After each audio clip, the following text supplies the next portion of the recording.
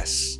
And the eventual part of dating, after you date, is going to a relationship. That's correct. Now, let me put it out there as a PSA to all straight people. Yes. Please do not ever again ask a gay couple who is the wife and who is the husband. It's just bad taste. Correct. Let us tell you why, straight people. Because that's you imposing on heteronormative conventions onto a gay relationship. A gay relationship does not follow heteronormative standards.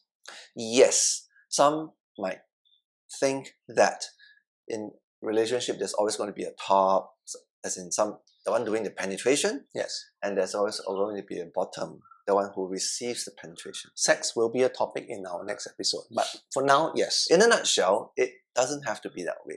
Correct. Because when it comes to sexual preferences, sexual acts, I would say, not just us gays, even heterosexual relationships, they have their ways of getting off, so to speak. Correct. So it doesn't have to be penetrative. Exactly. So, in the gay community, we have two tops who are attracted to each other, and they find ways and means of working in the relationship, even when the sexual element may require some creative reimaginations. Correct. So, in short, there is no husband, there's no wife in any relationship. It's just two lovely people getting together and melding and putting in the efforts into a relationship. That's correct, Philip. And I think that is exactly what I want to cover as well, very deeply in this idea of a relationship, the idea of effort.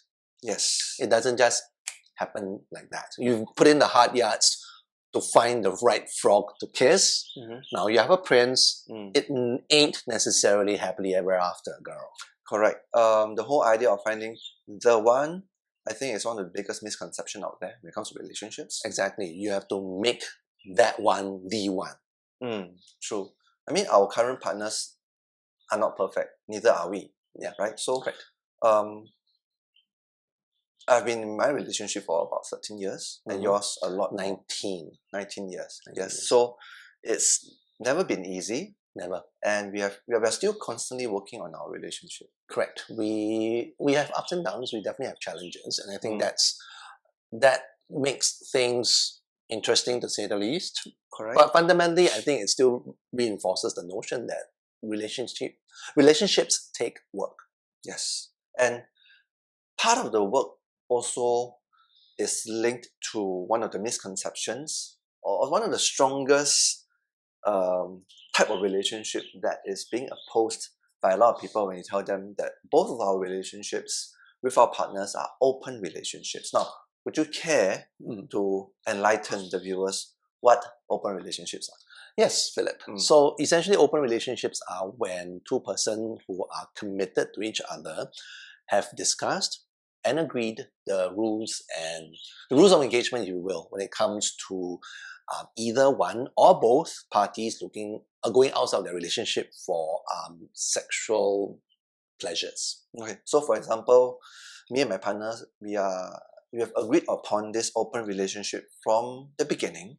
We will both be able to go out to seek our own fun. And some of the boundaries, I think it's important that we talk about. Yeah.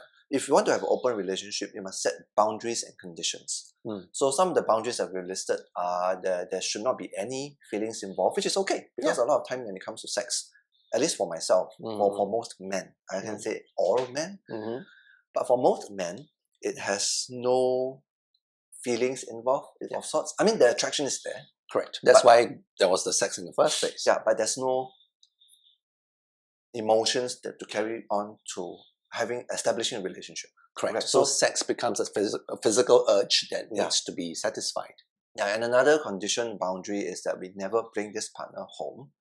It is supposed to be settled outside. All of your carnal urges needs to be settled outside of the house, and then we never bring it. Don't bring the sex partner back home. Yep. So Philip, of course, the flip side is also true. We also have heard about stories of being involved ourselves in couple sexual relationships where we are brought into that couplehood for sexual needs, and it becomes a threesome. Yeah, correct. That is another set of rules to, for example, some open relationship couples say that they can play, but they must play together. That's correct. So I think the rationale behind that is that it really then brings honesty and transparency to the fore.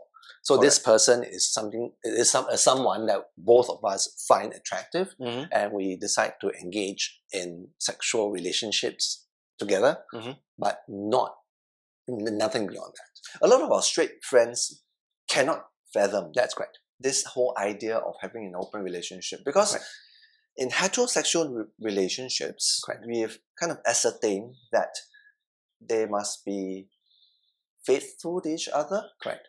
There must be the only one sexual partner in a relationship. Look, the flip side is that there are swingers out there, and they have established the fact that their relationship needs to be brought to a different level. That's correct. Where they have partner switching, that they go to different swinger parties where they switch sexual partners. Correct. So all of that is not new. Exactly. To it's not new. People. Yeah. What I do see the common thread between all of this is honesty. Exactly. You just have to make sure that things are discussed. Nothing's being hidden, and if anything fucks up along the way, then having a very candid discussion around how to make sure this doesn't happen again. What doesn't happen again? The fuck up, so to speak. Okay. Yeah. Okay. Because I think, again, sex is a urge. It's a physical urge. I know we're not supposed to be talking about sex until the next episode, but I think the idea of openness is so unique to gay relationships, to the point where straight people can't fathom. I think we probably dig a little bit deeper into this, right? So yes, so fuck ups can happen. Sometimes. You're talking about discretions.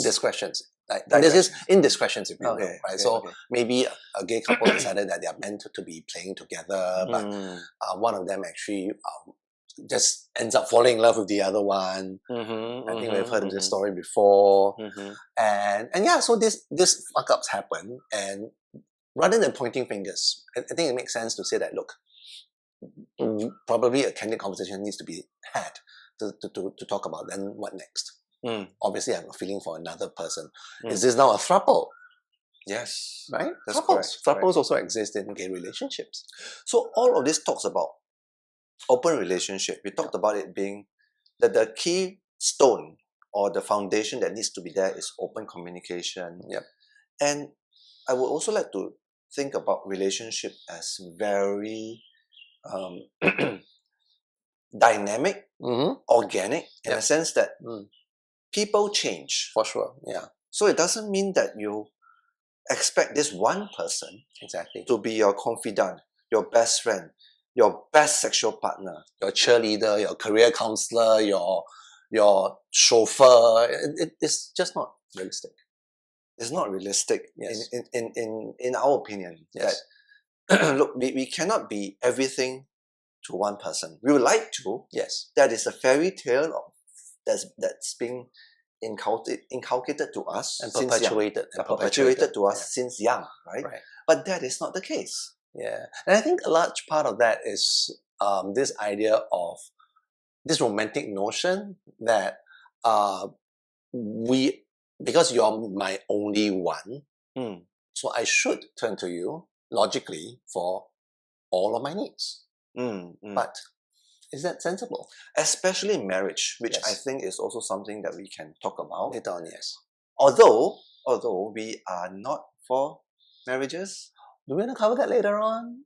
Yeah. Yeah. Yeah. Correct. Right. So I think, again, coming back to the idea of relationships being very multifaceted in the gay world and sometimes in the straight world, then I think that transition from dating into relationship means that a lot of things need to be talked through and agreed upon, really.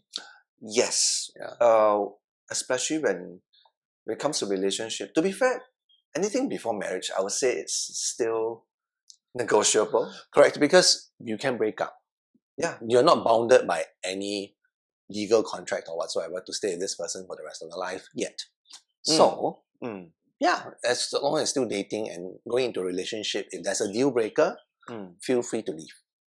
or discuss about it.